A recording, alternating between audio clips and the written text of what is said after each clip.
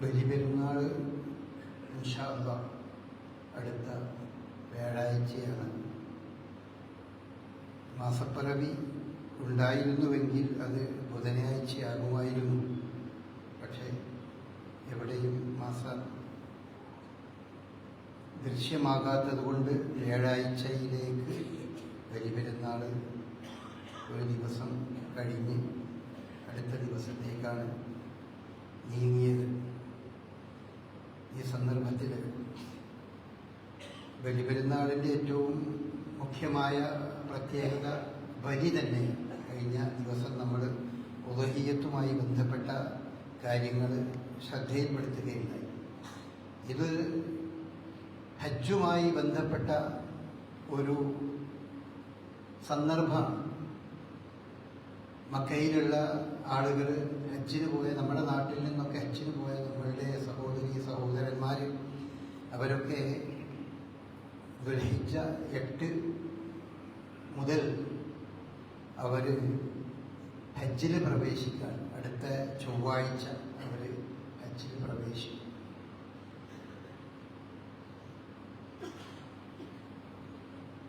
അതുകൊണ്ട് തന്നെ ഈ സന്ദർഭം ഹജ്ജും ബലിപെരുന്നാളും ഇബ്രാഹിം അലൈഹിസ്സലാത്തു വസ്സലാമിൻ്റെ ജീവിതവുമായൊക്കെ ഏറെ ബന്ധപ്പെട്ട് നിൽക്കുന്ന ഒരു സന്ദർഭമാണ്.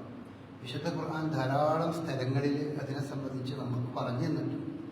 വദ്ദിൻ ഫിന്നാസി ബിൽ ഹജ്ജി യഅ്തൂക റിജാലൻ വഅലാ കുല്ലി ളാമിരിൻ യഅ്തീന മിൻ കുല്ലി ഫജ്ജിൻ അമീഖ്. ഹജ്ജിന് ജനങ്ങളെ നീ വിളിക്കുക എന്ന് ഇബ്രാഹിം അലൈഹിസ്സലാത്തു വസ്സലാമിനോട് അല്ലാഹു സുബ്ഹാനഹു വ തആല കൽപ്പിക്കുകയും നിന്റെ വിളി കേട്ട് എല്ലാ തലങ്ങളിൽ നിന്നും അവർ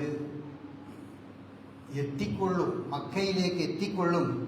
ലിയഷ്ഹദു മനാഫിഅ ലഹും വയദ്കുറു ഇസ്മല്ലാഹി ഫി അയ്യാമി മഅലൂമാത്തി. അവർ അള്ളാഹുവെ സ്മരിക്കാനും അതുപോലെ അള്ളാഹു അവർക്ക് നൽകിയ അനുഗ്രഹങ്ങൾ ഓർക്കാനും അതിനൊക്കെയുള്ളൊരു അവസരമാണ് ഏതാനും ദിവസം. അതുപോലെ തന്നെ അലാമ റസഖഹും മിൻ ബഹീമത്തിൽ അൻആം, അള്ളാഹു നൽകിയ കാലി സമ്പത്തിനെ സംബന്ധിച്ചും അത് തിന്നാനുള്ള അവസരം നൽകിയതൊക്കെ ധാരാളമായി ഓർക്കാനും ആരാധനാകർമ്മങ്ങൾ നിർവഹിക്കാനും ഒക്കെ അനുയോജ്യമായൊരു ദിവസം, ഒരു സന്ദർഭം. ഹജ്ജ് അതിൽ ഏറ്റവും പ്രധാനപ്പെട്ടത് അറഫയിൽ നിൽക്കുന്ന സന്ദർഭമാണ്. ദുൽഹിജ്ജ 9-നുള്ള അറഫയിലുള്ള നൃത്തവും അവിടെ വെച്ചുള്ള പ്രാർത്ഥനയും ഒക്കെയാണ് അൽ ഹജ്ജു അറഫ എന്ന് റസൂലുള്ളാഹി സ്വല്ലല്ലാഹു അലൈഹി വസല്ലം ഉണർത്തിയത്. ഹജ്ജ് എന്ന് പറഞ്ഞാൽ അത് അറഫയാണ്. ഒരാൾക്ക് അറഫയിൽ നിൽക്കാൻ സാധിച്ചിട്ടില്ലെങ്കിൽ പിന്നെ അയാൾക്ക് അടുത്ത വർഷം ഹജ്ജ് വേറെ അയാൾ നിർവഹിക്കേണ്ടതുണ്ട്. അത്ര പ്രാധാന്യത്തോടു കൂടിയുള്ള ഒന്നാണ് ഹജ്ജിലെ അറഫാ ദിനം. ആ ദിനത്തിലെ ഏറ്റവും പ്രധാനപ്പെട്ട കാര്യം എന്ന് പറഞ്ഞാൽ പ്രാർത്ഥനയാണ്.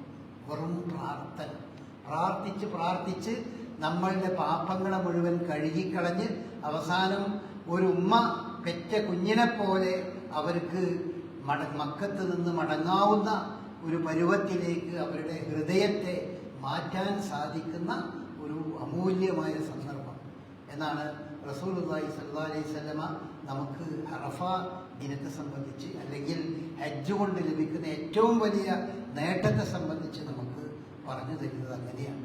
അതുകൊണ്ട് തന്നെ ഒരു വിശ്വാസിയുടെ മനസ്സിൽ എപ്പോഴും അവൻ്റെ മനസ്സിൽ ഉണ്ടാകേണ്ടതാണ്, ഒരു സാമ്പത്തിക ശേഷി ഉണ്ടായാലും ഇല്ലെങ്കിലൊക്കെ ഒരു ഹജ്ജ് ചെയ്യാൻ കഴിഞ്ഞെങ്കിൽ എന്നുള്ളൊരു തോന്നൽ അവൻ്റെ മനസ്സിൽ എപ്പോഴും നിലനിൽക്കേണ്ടതാണ്. അവൻ്റെ വിശ്വാസത്തിൻ്റെ ഒരു ഭാഗമാണ്. ജീവിതത്തിൽ ഒരു പ്രാവശ്യം മാത്രം നമ്മോട് അല്ലാഹു സുബ്ഹാനഹു വ തആല കൽപ്പിച്ചൊരു ആരാധനാകർമ്മം, അതിൻ്റെ ഗുണമാണെങ്കിലോ അത് വലിയ നേട്ടങ്ങൾ വാഗ്ദാനം ചെയ്യുന്ന ഒരു ആരാധനാകർമ്മങ്ങൾ. അതുകൊണ്ട് തന്നെ നമ്മൾ ഹജ്ജിന് അപേക്ഷ ക്ഷണിക്കുന്ന സന്ദർഭം, ആ സന്ദർഭത്തിലടക്കം നമ്മൾ ശ്രദ്ധയിൽപ്പെടുത്താറുണ്ട്. ഹജ്ജ് ചെയ്യാത്ത ആളുകൾ ഹജ്ജ് ചെയ്യണം. നമ്മൾക്ക് നമ്മളുടെ എല്ലാ കാര്യങ്ങളും എല്ലാം കഴിഞ്ഞ് അവസാനത്തേക്ക് നീട്ടിവെക്കേണ്ട ഒന്നല്ല ഹജ്ജ്. മറിച്ച് ആരോഗ്യമുള്ള സമയത്ത് നമ്മൾക്ക് എപ്പോഴാണോ മനിസ്തത്താ ഇലൈഹി സബീല അവിടെ എത്താൻ കഴിയുന്ന ഒരവസ്ഥ നമ്മളുടെ എപ്പോഴാണോ വരുന്നത് അപ്പോൾ നമ്മൾ ഹജ്ജിന് പോകണം എന്നുള്ളതാണ്. അതുകൊണ്ട് നമ്മുടെ നമ്മുടെ സഹോദരന്മാരിൽ ധാരാളം ആളുകൾക്ക് അങ്ങനെ പോകാനുള്ളൊരു മനസ്സുണ്ടാവുകയും ആ മനസ്സ് പ്രകാരം അവർക്ക് അവിടെ എത്തുകയും ചെയ്തിട്ടുണ്ട്.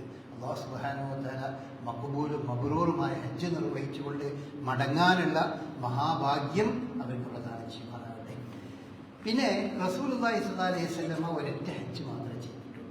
ആ ഹജ്ജിൽ റസൂലുള്ള മദീനത്ത് വെച്ച് ഞാൻ ഈ വർഷം ഹജ്ജിന് പോകുന്നു എന്നാണ് വിളംബരം ചെയ്തപ്പോൾ ഇസ്ലാമിക രാജ്യങ്ങളിൽ നിന്ന് മക്കയുടെ എല്ലാ പ്രാന്തപ്രദേശങ്ങളിൽ നിന്നൊക്കെ കേട്ടവർ റസൂലിൻ്റെ കൂടെ ഹജ്ജിന് പോകാനായിക്കൊണ്ട് എല്ലാ ഗ്രാമങ്ങളിൽ നിന്നും അതുപോലെ തന്നെ ഒഴിഞ്ഞ പ്രദേശങ്ങളിൽ നിന്നും ആൾതാമസമുള്ള എല്ലാ ഭാഗങ്ങളിൽ നിന്നും വിശ്വാസികളൊന്നാകെ മക്കയിലേക്ക് വരികയാണ് ചെയ്തത് റസൂലിൻ്റെ കൂടെ. അങ്ങനെ ഏകദേശം 100,000-ഓളം ആളുകൾ ഈ റസൂലിൻ്റെ കൂടെ ഹജ്ജ് ചെയ്യാനുണ്ടായിരുന്നു എന്നാണ് ചരിത്രം നമ്മെ പഠിപ്പിക്കുന്നത്.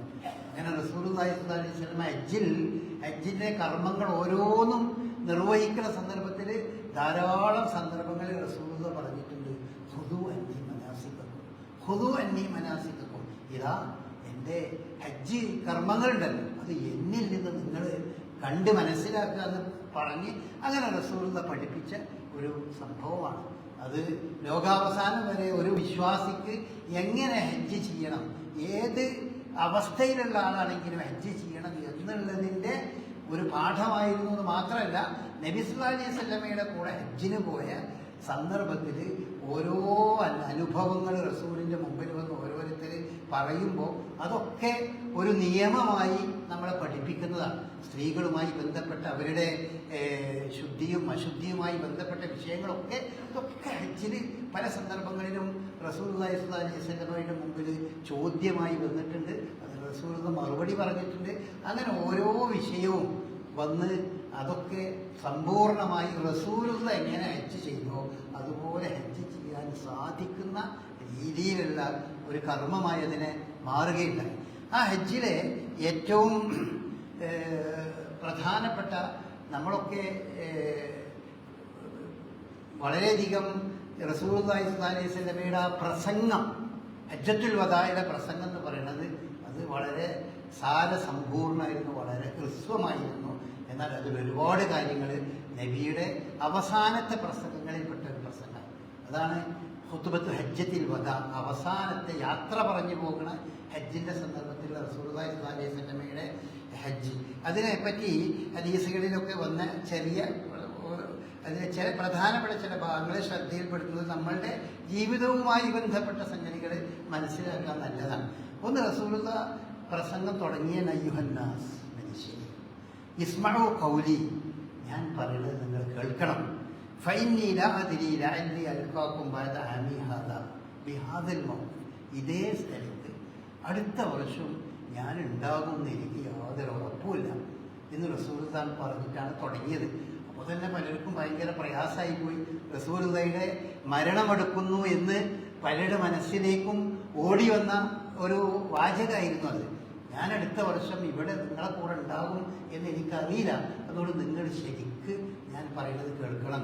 അത് 100,000-ഓളം ആളുകളെ ആ സന്ദർഭത്തിൽ കേൾക്കാവുന്ന, അല്ലെങ്കിൽ അത്ര നബി സ്പീക്കർ സെറ്റൊന്നും ഉപയോഗിച്ചിട്ടില്ലല്ലെന്ന്, യാതൊരു സ്പീക്കർ സെറ്റും സംവിധാനം ഒന്നുമില്ലല്ലോ, അങ്ങനെ അത് പറയണം. പക്ഷെ അത് ആ സ്ഥലത്തിൻ്റെ ശാന്തതയും ആ ശാന്തത കൊണ്ട് തന്നെ ഇത് കേൾക്കാൻ ആളുകൾക്ക്, ധാരാളം ആളുകൾക്ക് അത് കേൾക്കാൻ കഴിയുകയും അവരതെങ്ങനെ പ്രചരിപ്പിക്കുകയും പറഞ്ഞത് നമുക്ക് റിപ്പോർട്ട് ചെയ്തൊക്കെ ചെയ്തിട്ടുണ്ട്.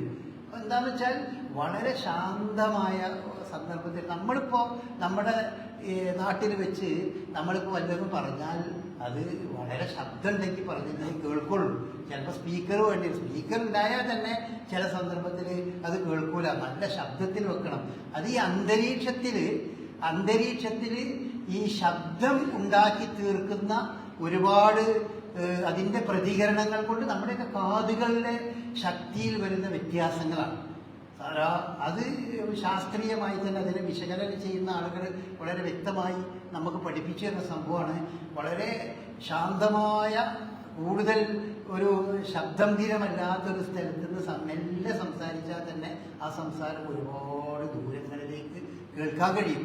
അപ്പോൾ പല ആളുകളും പറയാറുണ്ട് 1,00,000 ആളുകൾ ചുറ്റുമുള്ള 1,00,000 ആളുകൾ അല്ലെങ്കിൽ അത്ര വലിയൊരു ജനാവലിയോട് റസൂലുള്ള സ്പീക്കറൊന്നും ഇല്ലാതെ വെറും വായ കൊണ്ട് സംസാരിച്ചിട്ട് അതൊക്കെ ഓർക്ക് കേൾക്കാൻ കഴിയൂ എന്ന് പറയുന്നത് എങ്ങനെയാ ശരിയാവും? അത് നമ്മളുടെ ഈ കാലഘട്ടവും നമ്മളുടെ ഇപ്പോഴത്തെ അന്തരീക്ഷത്തിന്റെ അവസ്ഥയൊക്കെ വെച്ചിട്ട് നമ്മൾ പറയുന്ന സംഗതിയാണ്. പക്ഷെ അത് ശാന്തത ഉണ്ടാവുമ്പോൾ നമ്മുടെ അന്തരീക്ഷം തന്നെ യഥാർത്ഥത്തിൽ ഈ പറഞ്ഞ രീതിയിൽ ശബ്ദമുഖരിതമാണ് ഈ അന്തരീക്ഷം.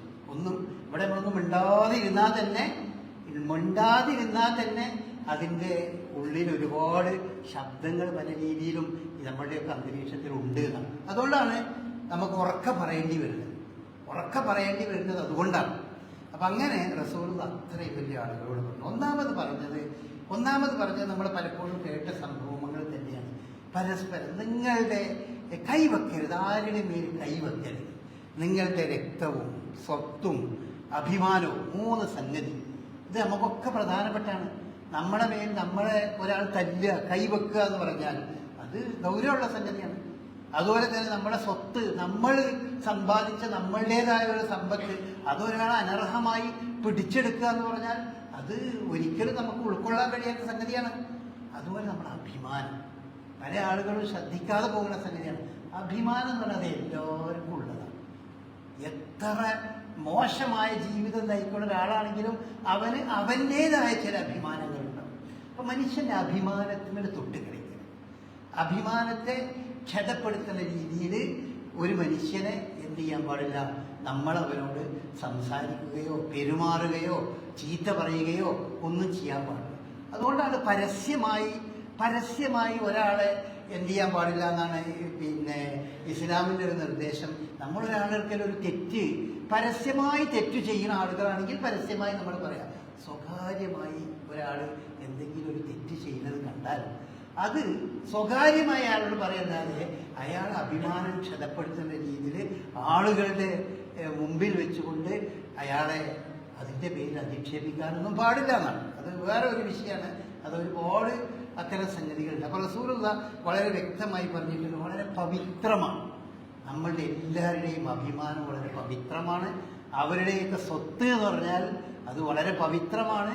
നമ്മൾ ഒരിക്കലും അന്യൻ്റെ സ്വത്ത് നമ്മൾ എന്ത് ചെയ്യാൻ പാടില്ല, എടുക്കാൻ പാടില്ല, സമ്മതമില്ലാതെ എടുക്കാൻ പാടില്ല, പിടിച്ചെടുക്കാൻ പാടില്ല, തട്ടിയെടുക്കാൻ പാടില്ല, ആധാരത്തിൽ തിരുത്തി ചെയ്യാൻ പാടില്ല, അതിന് മാറ്റാൻ പാടില്ല. ഇങ്ങനെ എന്തൊക്കെയേ നമുക്ക് കിട്ടും. കേസ് കൂടിയാലൊക്കെ നമുക്ക് കിട്ടുമായിരിക്കും.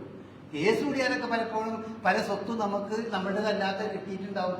അങ്ങനെയൊന്നും നിങ്ങൾ ചെയ്യരുത്. ഇന്ന ദിമാഅക്കും അംവാലക്കും ഹറാമുൻ അലൈക്കും കഹുർമത്തി യൗമിക്കും ഹാദാ ഫി ശഹരിക്കും ഹാദാ ഫി ബലദിക്കും ഹാദാ. ഈ നാട് പവിത്രമാണല്ലോ, ഈ മാസം പവിത്രമാണല്ലോ, അതുപോലെ ഈ ദിവസം പവിത്രമാണല്ലോ, അതുപോലെ നിങ്ങൾ കണക്കാക്കണം എന്ന് പറഞ്ഞു. ഒന്നാം പടി. രണ്ടാമത് റസൂലുള്ളാഹി സ്വല്ലല്ലാഹു അലൈഹി വസല്ലം പറഞ്ഞത് അലാ കുല്ലു ശൈഇൻ മിൻ അംരിൽ ജാഹിലിയ്യത്തി തഹത ഖദമിയ്യ വുദൂ. ഇതാ ജാഹിലിയത്തിന്റെ സകലതും എൻ്റെ കാൽ കീഴിൽ ഞാൻ ഇതാ ആക്കിയിരിക്കുന്നു. അതൊക്കെ ചവിട്ടി ആ ജാഹിലിയത്തിന് ഇവിടെ ഇല്ല. എന്താ ജാഹിലിയത്ത്? ജാഹിലിയത്തിന്റെ ഭാഗമായി റസൂലുള്ളാഹി പറഞ്ഞു, അതുകൊണ്ട് തന്നെ ഒന്നാമതായി ഞാൻ ഇവിടെ അസാധുവാക്കുകയാണ്. നിങ്ങളെ മുമ്പിൽ ഞാൻ പ്രഖ്യാപിക്കുകയാണ്, ഇതിനില്ല ഇവിടെ എന്ന് പ്രഖ്യാപിക്കുകയാണ്. നമ്മളെ ഭരണകൂടം ചില സംഗതി പ്രഖ്യാപിച്ചല്ലോ, ആ സാധനം ഇനി ഇവിടെ ഉണ്ടാവില്ല, അത് ഞങ്ങൾ ഡീനോട്ടിഫൈ ചെയ്തിട്ടുണ്ട് എന്ന് പറഞ്ഞിട്ടല്ലോ. അതുപോലെ റസൂലുള്ളാഹി സ്വല്ലല്ലാഹു അലൈഹി വസല്ലം ഡീനോട്ടിഫൈ ചെയ്ത സാധനമാണ്. ഇനി അതിവിടെ നടക്കില്ല, അത് നടപ്പാക്കേണ്ടതില്ല എന്ന് പറഞ്ഞ സംഗതിയാണ് റസൂലുള്ളാഹി പറയുകയുണ്ടായി. ഇന്ന അവ്വല ദമിൻ അളഉ മിൻ ദിമാഇന ദമു ബിൻ റബീഅത്ത് ബിൻ അൽ ഹാരിസ് കാന മുസ്തർദിയൻ ഫി ബനി സഅദ് ഫഖതലഹു ഹുസൈൻ. ആ നാട്ടിൽ അവരുടെ വലിയൊരു പ്രശ്നമായിരുന്നു. റസൂലുള്ളാഹി സ്വല്ലല്ലാഹു അലൈഹി വസല്ലമയുടെ ഒരു കസിൻ ബ്രദർ, അതായത് എളാപ്പാൻ്റെ മൂത്താപ്പാൻ്റെ ഒരു സഹോദരൻ. ആ സഹോദരൻ്റെ ഒരു മോനെ, ഒരു കുട്ടിയെ ആ കാലത്തെ സമ്പ്രദായ പ്രകാരം ഹുദൈൽ ഗോത്രത്തിലേക്ക് മുലയൂട്ടാൻ വേണ്ടി കൊടുത്തയച്ചതാണ്. പക്ഷെ അവർ ഈ ഗോത്രപരമായ ചില പ്രശ്നങ്ങളുടെ അടിസ്ഥാനത്തിൽ ആ കുട്ടീനെ അവർ കൊന്നു. ആ കുട്ടീനെ അവർ കൊന്നപ്പോൾ അതിന് പകരം ചോദിക്കാൻ ഈ നബിയുടെ കുടുംബത്തിൽപ്പെട്ട ആളുകൾ എല്ലാവരും ഒരുമിച്ച് അതിന് പകരം ചോദിക്കാനുള്ള അവസരം കാത്തുകൊണ്ടിരിക്കുന്ന ഒരു സന്ദർഭമാണ്. അപ്പൊ റസൂലുള്ളാഹി സ്വല്ലല്ലാഹു അലൈഹി വസല്ലം പറഞ്ഞു, ആരും ഇനി പണ്ടത്തെ ജാഹിലിയത്തിലെ ഇത്തരം സന്ദർഭങ്ങൾ ഇനി ഉപയോഗപ്പെടുത്തരുത്, എല്ലാം ഞാൻ റദ്ദാക്കിയിരിക്കുന്നു. ആദ്യം ഞാൻ എൻ്റെ കുടുംബത്തിലെ കുട്ടിയെ കൊന്നതിൻ്റെ പ്രതികാര നടപടികൾ ഞാൻ റദ്ദാക്കിയിരിക്കുന്നു. ആ പ്രതികാര നടപടിയുമായി ഇനി ആരും മുന്നോട്ട് പോകാൻ പാടില്ല.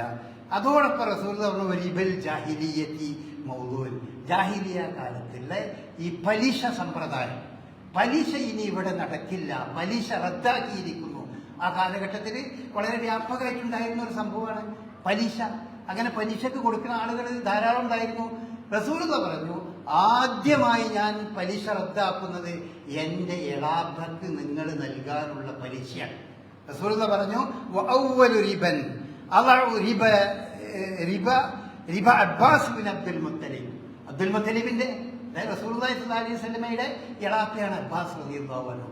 അബ്ബാസ് റളിയല്ലാഹു അൻഹുവിന് ആരെങ്കിലും പലിശ ഇനത്തിൽ വല്ലതും കൊടുക്കാണ്ടെങ്കിൽ ഇനി കൊടുക്കണ്ട, അത് ഞാൻ ക്യാൻസലാക്കിയിരിക്കുന്നു, അത് ഞാൻ റദ്ദ് ചെയ്തിരിക്കുന്നു എന്ന് റസൂലുള്ളാഹി സ്വല്ലല്ലാഹു അലൈഹി വസല്ലം. അതുകൊണ്ട് ഇതുപോലെ ജാഹിലിയത്തുമായി ബന്ധപ്പെട്ട പലിശകൾ, അതുപോലെ അങ്ങോട്ടും ഇങ്ങോട്ടും കൊല്ലാനും മറ്റൊക്കെയുള്ള ഈ പ്രതികാര നടപടികൾ എല്ലാം ഇന്നേ ദിവസം ഇവിടെ വെച്ച് ഞാൻ അവസാനിപ്പിച്ചിരിക്കുന്നു. ആദ്യം എൻ്റെ കുടുംബത്തിൽപ്പെട്ടവരാണ് ഞാൻ അവസാനിപ്പിക്കുന്നത്. അതൊരു വലിയ മാതൃകയാണ്, അതൊരു വലിയ മാതൃകയാണല്ലോ. സാധാരണ നിലക്ക് നമ്മുടെ നാട്ടിലൊക്കെ ഒരു നിയമം ഉണ്ടാക്കുമ്പോൾ അവനാന്റെ കുടുംബത്തിൽപ്പെട്ടവരോ അവനാന്റെ മക്കളൊക്കെ ഉണ്ടെങ്കിൽ അവർ ആ നിയമത്തിന്റെ പിടുത്തത്തിൽ അകപ്പെടാത്ത രൂപത്തിലാണ് നിയമങ്ങൾ ഉണ്ടാക്കുക. അങ്ങനെയാണ് നമ്മുടെ നാട്ടിലൊക്കെ ഉള്ള സമ്പ്രദായം. അവർക്കൊരു ദോഷം വരാത്ത രീതിയിൽ നിയമങ്ങൾ ഉണ്ടാകും. റസൂലുള്ളാഹി അങ്ങനെയല്ല ചെയ്തത്. റസൂലുള്ളാഹി ഒരു നിയമം നടപ്പാക്കിയപ്പോൾ ആദ്യം ആ നിയമം കൊണ്ടുണ്ടാകുന്ന പ്രയാസം, ബുദ്ധിമുട്ട് അത് അനുഭവിക്കേണ്ടത് എൻ്റെ കുടുംബക്കാരാണ്. അതുകൊണ്ട് എൻ്റെ എളാപ്പാക്ക് നിങ്ങൾ ഒരു പൈസയും പലിശ ഇനത്ത് കൊടുക്കണ്ട. അന്ന് ആ കാലഘട്ടങ്ങളിൽ പലിശക്ക് പണം കൊടുക്കുന്ന ആളുകളിൽ കൂട്ടത്തിൽപ്പെട്ട ഒരാളായിരുന്നു അബ്ബാസ് ബിൻ അബ്ദുൽ മുത്തലിബ്. അതുകൊണ്ട് പറഞ്ഞു, അബ്ബാസിന് ഇനി ആരെങ്കിലും പൈസ കൊടുക്കാണെങ്കിൽ പലിശ കൊടുക്കാണെങ്കിൽ അത് കൊടുക്കണ്ട. അതുപോലെ തന്നെ ഈ ഹുദൈൽ ഗോത്രത്തിനെ കൊല്ലും ഞങ്ങൾ എന്ന് പറഞ്ഞ് നടക്കണ എൻ്റെ കുടുംബക്കാരുണ്ടല്ലോ, അവരുടെ ആ നടപടിയും ഞാൻ റദ്ദാക്കിയിരിക്കുന്നു. അതാണ് റസൂലുള്ളാഹി രണ്ടാമതായി ഹജ്ജത്തുൽ വദാഇലെ പറഞ്ഞ സംഗതി. പിന്നെ റസൂലുള്ളാഹി പറഞ്ഞു, ഫത്തഖുല്ലാഹ ഫിന്നിസാ, സ്ത്രീകളുടെ കാര്യത്തിൽ നിങ്ങൾ വളരെ ശ്രദ്ധിക്കണം, സ്ത്രീകളോട് നിങ്ങൾ വളരെ മാന്യമായി പെരുമാറണം. കാരണം ഫഇന്നകും അഖദ്തുമൂഹുന്ന ബിഅമാനില്ല, അള്ളാഹുവിൻ്റെ അമാനത്തായിക്കൊണ്ടാണ് നിങ്ങൾ അവരെ ജീവിതത്തിലേക്ക് കൂട്ടിക്കൊണ്ടുവന്നത്. നിങ്ങൾ ഈ സ്ത്രീകളെ വിവാഹം ചെയ്യാന്ന് പറയുന്നത് അത് ഒരു വളരെ പ്രധാനപ്പെട്ട ഒരു സംഗതിയാണ്. ആ സംഗതി ഇത് അള്ളാന്റെ അമാനത്തോട് കൂടി നിങ്ങൾ വാങ്ങുകയാണ്.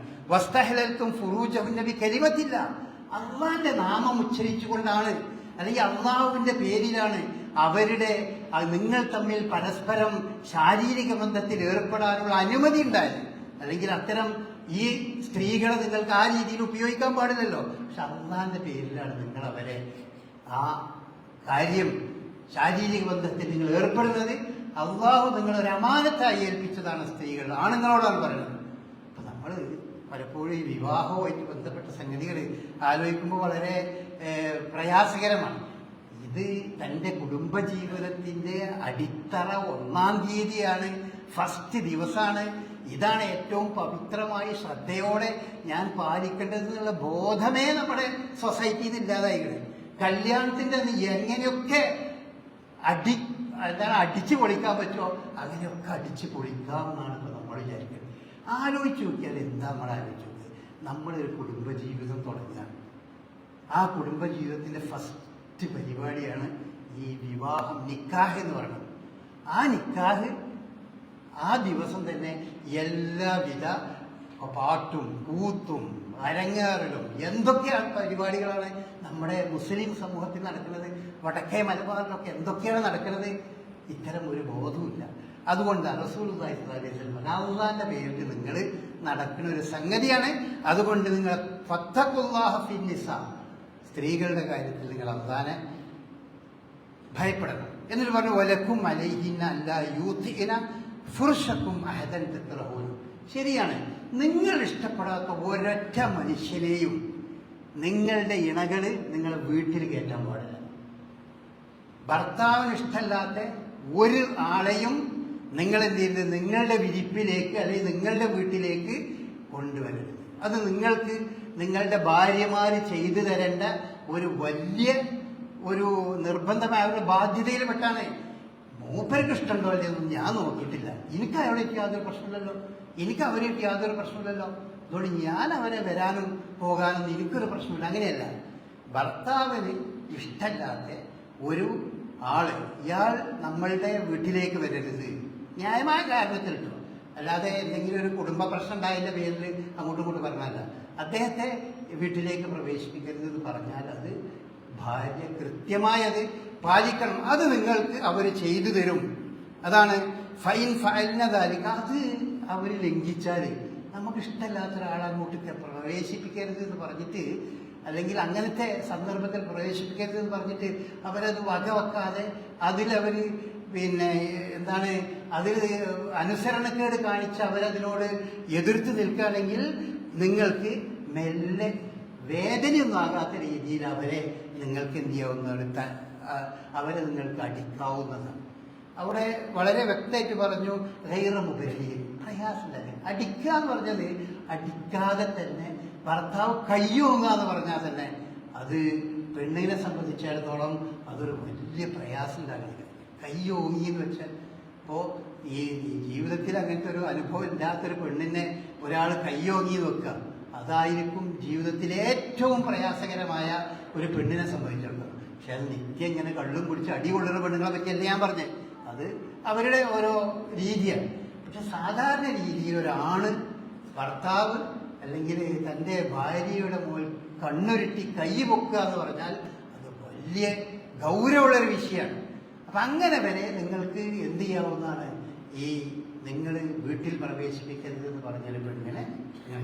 പക്ഷെ എന്തുണ്ട്, അതോടുകൂടി വലഹുന്ന അലൈക്കും റിസ്ഖുഹുന്ന കിസ്വത്തുഹുന്ന. പക്ഷെ നിങ്ങൾ അവർക്ക് ചെയ്തു കൊടുക്കേണ്ട സംഗതി ഇത് അവർ നിങ്ങൾക്ക് ചെയ്തു തരുന്ന പോലെയല്ല.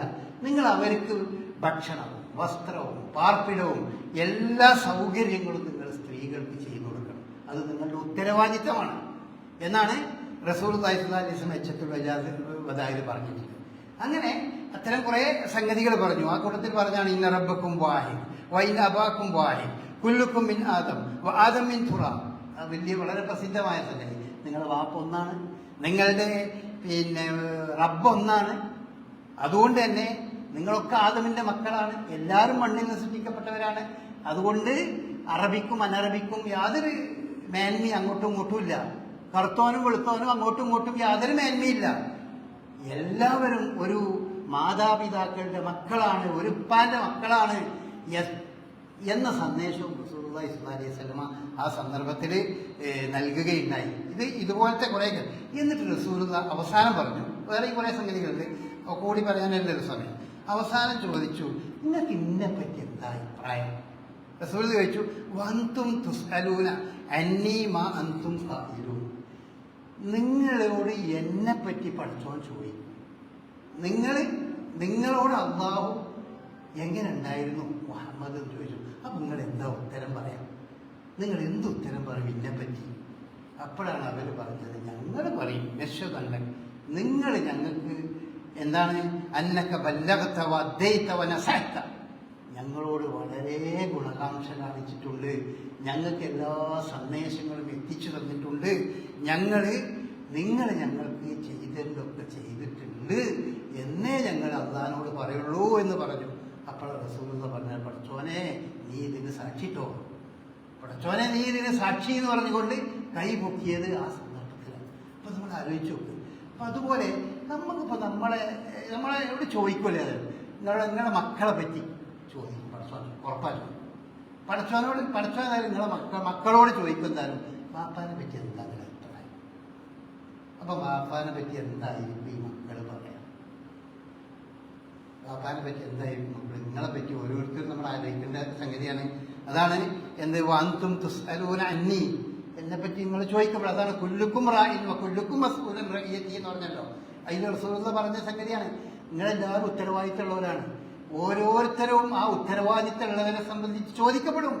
അതുപോലെ വാപ്പാരായ രക്ഷിതാക്കളായ നിങ്ങളോട് ചോദിക്കും, മക്കളോട് ചോദിക്കും, എന്താ രക്ഷിതാ ബാപ്പാനെ പറ്റി നിങ്ങളെ അഭിപ്രായം, എന്താ അമ്മാനെ പറ്റി നിങ്ങളെ അഭിപ്രായം എന്ന് മക്കളോട് ചോദിക്കുമ്പോൾ എന്തായിരിക്കും മക്കൾ പറയാ? ഇന്ന വാപ്പ എല്ലാ സംഗതികളും നമുക്ക് ആവശ്യമുള്ള പരലോകത്തേക്ക് വേണ്ട ദീനിയായ എല്ലാ സംഗതിയും പറയും. ഒക്കെ പഠിപ്പിച്ച് ദീനൊക്കെ പഠിപ്പിച്ചു തന്നിട്ടുണ്ട്, പഠിപ്പിച്ചു തന്നത് പറയോ? നമ്മൾ ആലോചിച്ച് നോക്കേണ്ടതാണ്. ഇങ്ങനെ പറയൊക്കെയായിരുന്നു, വാപ്പ ഞാൻ പറയുന്ന സംഗതികളൊക്കെ ചെയ്തിട്ടുണ്ട്, പിന്നെ വലിയ പഠിക്കാനും അതും ഇതിനും എല്ലാ സൗകര്യങ്ങളും ചെയ്തിട്ട് അങ്ങനെയൊക്കെ പറയുന്ന കുട്ടികൾ ധാരാളം. പക്ഷേ എനിക്ക് ദീൻ ശരിക്കും വാപ്പ പഠിപ്പിച്ചിട്ടുണ്ട്, ഉമ്മ പഠിപ്പിച്ചിട്ടുണ്ട്, അതിനുള്ള സൗകര്യം ചെയ്തു തന്നിട്ടുണ്ട് എന്ന് നമ്മളെ മക്കളോട് നമ്മളെ പറ്റി ചോദിച്ചാൽ നമ്മൾ പറയോ? റസൂലുള്ളാഹി സ്വല്ലല്ലാഹി അലൈഹി വസല്ലം പോലും അനുയായികളോട് ചോദിച്ചു, ഇന്നെ പറ്റി പഠിച്ചോൻ ചോദിച്ചാൽ നിങ്ങളെന്താ പറയാ? അപ്പോഴാണ് അവര് ഈ സംഗതികൾ.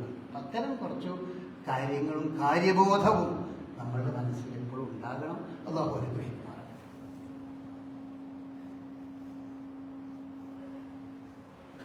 അൽഹംദുലില്ലാഹ് الذي هدانا لهذا وما كنا لنهتدي لولا أن هدانا الله. اللهم صل على محمد وعلى آل محمد كما صليت على إبراهيم وعلى آل إبراهيم إنك حميد مجيد. നേരത്തെ സൂചിപ്പിച്ച പോലെ ഇൻഷാ അല്ലാഹ് വ്യാഴാഴ്ച പെരുന്നാൾ എന്ന് പറഞ്ഞാൽ അതിന് നമ്മൾ പെരുന്നാളിനുള്ള കുട്ടികൾക്ക് മാത്രമല്ല വലിയവർക്കും വീട്ടുകാർക്കും ഒക്കെ പെരുന്നാൾ തന്നെയാണ്. അപ്പോൾ പെരുന്നാളിൻ്റെ നമ്മൾ ഒരു നല്ല വസ്ത്രം, അതുപോലെ അത്തരം സംഗതികളൊക്കെ നമ്മുടെ കഴിവിൽ ഒതുങ്ങുന്ന രീതിയിലുള്ള സംഗതികൾ പെരുന്നാൾ ആ രീതിയിൽ തന്നെ പെരുന്നാളിനെ നമ്മൾ കാണേണ്ടത്, ആ രീതിയിൽ കാണേണ്ടത്. പിന്നെ നമ്മൾക്ക് അത് സംബന്ധമായി സുന്നത്തായ പ്രധാനപ്പെട്ട സംഗതികൾ പെരുന്നാളിന് നമ്മൾക്ക് അറഫ ദിനം കഴിഞ്ഞാൽ, അറഫൻ്റെ അത് കഴിഞ്ഞാൽ ദുൽഹിജ്ജ 9 കഴിഞ്ഞാൽ തക്ബീറുകൾ ചൊല്ലുക. പിന്നെ അത് അയ്യാമത്തെ ശരീഅത്ത് എന്ന് പറഞ്ഞാൽ പെരുന്നാൾ കഴിഞ്ഞ് 3 ദിവസവും അത് തുടരാവുന്ന ഒരു കാര്യമാണ്. വിരോധമല്ല, അങ്ങനെ തുടരുന്നതിന് വിരോധമല്ല. ആ കാര്യങ്ങൾ നമ്മൾ മനസ്സിലാക്കുക.